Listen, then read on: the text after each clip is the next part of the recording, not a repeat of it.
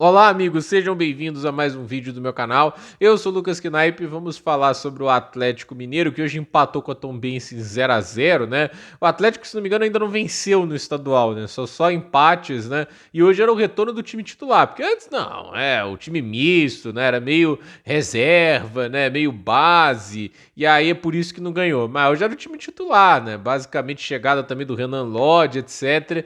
E a gente viu mais do mesmo, igual na temporada passada. E de novo esse infernal esquema de três zagueiros que o Sampaoli coloca, que, assim, olha, eu entendo que as pessoas possam gostar do Sampaoli, porque ele talvez tenha um bom scout, né, de pedir bons jogadores, etc. Não dá para negar que ele é ambicioso, né, mas por outro lado eu tenho que falar aqui, ele é fraco como técnico. Eu acho que muita gente não parece estar pronta para aceitar isso, mas já tem tempos que ele não faz um grande trabalho. E é um pouco curioso que, assim, ele já vem de dois trabalhos horrorosos, né? Tipo, o trabalho dele no Sevilha foi um horror e o trabalho dele no Rennes também foi terrível. Ele durou 10 jogos no Rennes.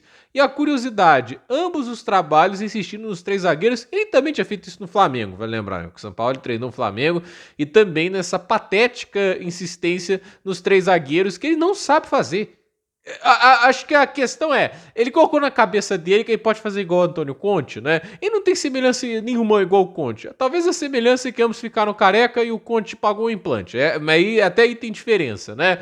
E assim, o Antônio Conte é três zagueiros pela vida toda dele, né? Tipo, basicamente é um cara que ele trabalhou com essa metodologia a carreira toda, é um cara que joga pelas transições, tipo, não tem semelhança nenhuma com a ideia do Sampaoli, ele não é um cara que tá procurando posse de bola, né? Já tem muitos jogos do Antônio Conte, bons, ruins, é um time com 40, 30% de posse de bola, porque é um time que coloca a objetividade acima do controle, né? Tipo, o Hansi Flick também faz isso, só que a maneira que ele faz, que é com aquele volume de jogo absurdo, né? Aí, logicamente, vai ter mais a bola do pé do que um time de mais transição, como é o do Antônio Conte, né? Mas a verdade é, tipo assim, o Sampaoli não é um cara que entende tanto assim de controle de jogo e também não entende muito de transição, né?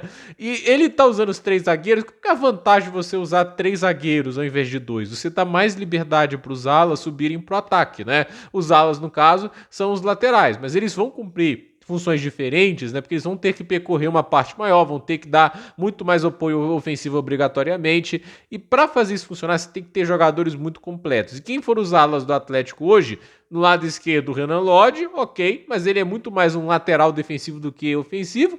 E é claro, o Gustavo Scarpa era o ala pelo lado direito, né? O Gustavo Scarpa é um meia pelo lado direito, até mesmo um meia atacante, né? Mas o Sampaoli prefere escalar ele ali como ala, etc. Aí minha pergunta é tão difícil fazer um 4-2-3-1? É tão difícil fazer um 4-3-3? Não precisa ser um 4-2-3-1, pode ser um 4-3-3. Não precisa ter necessariamente um meia atacante, né? Deixa ali um meio campo que os jogadores podem rotacionar um pouco mais, né? Usar dois pontos, porque o time tem ponta para usar, né? Mas assim, pra quê? Assim, eu tô até agora tentando entender pra que escalar o time nesse infernal esquema de três zagueiros que não funciona e não sabe fazer. Essa é a verdade, o São Paulo não sabe fazer esse esquema de três zagueiros, ele não fez funcionar em nenhum lugar. Os melhores trabalhos da vida do São Paulo foi usando linha de quatro, seja lá na Universidade de Chile, seja na seleção chilena, era o 4-2-3-1 e o 4-3-3 tradicional. Ele não fazia isso no Santos, que foi um trabalho bom dele aqui no futebol brasileiro. Aquele trabalho no Atlético, primeiro, tem gente que morre de amores. Eu acho que é trabalho medíocre. Eu não acho terrível, porque o time ficou em terceiro, mas não tinha calendário continental. Eles não estavam jogando Libertadores, não estavam jogando Sul-Americano, não estavam nem jogando Copa do Brasil. Porque o Atlético naquele ano fez a proeza de ser eliminado pelo Afogados, né? E a questão é, o Atlético era estreia na Sul-Americana, só tinha um Brasileirão, e ele deu um jeito de perder aquele campeonato. Não é porque o Atlético jogou mal os jogos grandes, porque faltou elenco, porque não ganhava os times que foram rebaixados, né? Eles perderam pro Botafogo do Paulo Autuori. Assim, o Botafogo aquele ano foi uma tragédia, mas contra o Atlético conseguiu jogar bem. E assim, teve também outras derrotas muito embaraçosas, mas aí é mostrando as limitações dele. Ele é um técnico limitado, ele é um técnico de pouco repertório e, acima de tudo, é um técnico teimoso que vai colocar o sistema acima da qualidade dos jogadores. E aí ele tá disposto a perder jogos para manter a ideia do sistema. Ele é convicto assim nas ideias de jogo dele. Só que eu não consigo valorizar esse tipo de idiota, porque a gente já viu isso custando pro Atlético o título da Libertadores lá contra o Botafogo, porque o Milito, um animal, vê o Botafogo perder um jogador com menos de um minuto de jogo e manter os 3 zagueiros até o último minuto, porque ele não sabe fazer outra coisa. É a falta de versatilidade, é a falta de competência de mudar algo que é tão lógico assim de fazer. E aí a gente olha, por exemplo, também o Rubem Amorim, né? A torcida do United, que no Brasil já estava chamando carinhosamente de Asnorim, que também não abre mão dos 3 zagueiros por nada. Ele prefere colocar o Bruno Fernandes de volante do que ir para um 4-3-3. E aí vai o Michael Carrick colocar o time no 4-2-3-1. É a melhor atuação que a gente vê do United de muito tempo, amassando o Manchester City. E assim, é porque ele é genial? É porque fez algo básico, gente. Tem time que não encaixa para 3 zagueiros. 3 zagueiros é um esquema complexo, porque ele condiz necessariamente esquema variável. Por quê? No ataque, esse time vai ter que jogar com 2 jogadores extras de lateral e na defesa é uma linha de 5, entende? É esquema variável. Pro cara fazer isso, ele tem que ser bom. Mas é bom pra caramba. Tanto é que é pouca gente que tá vendo hoje executar 3 zagueiros com qualidade. Assim, os melhores trabalhos da atualidade, se a gente for colocar aqui, é quem? O Hansi Flick é linha de 4, o Arteta é linha de 4, os caras não vão para 3 zagueiros. O Guardiola tentou 3 zagueiros ano passado, né, só que com a lesão do Rodri não funcionou mais. Então assim, 3 zagueiros é difícil. Não é muita gente que se garante nisso. Você teve o Xabi Alonso fazendo isso lá no Leverkusen, mas até para ele foi difícil fazer lá no Real Madrid, ele não conseguiu. Então assim, não é fácil fazer esquema variável. O Antônio Conte é um cara que é 3 zagueiros pela vida, é o cara que fez a Europa toda jogar 3 zagueiros, né?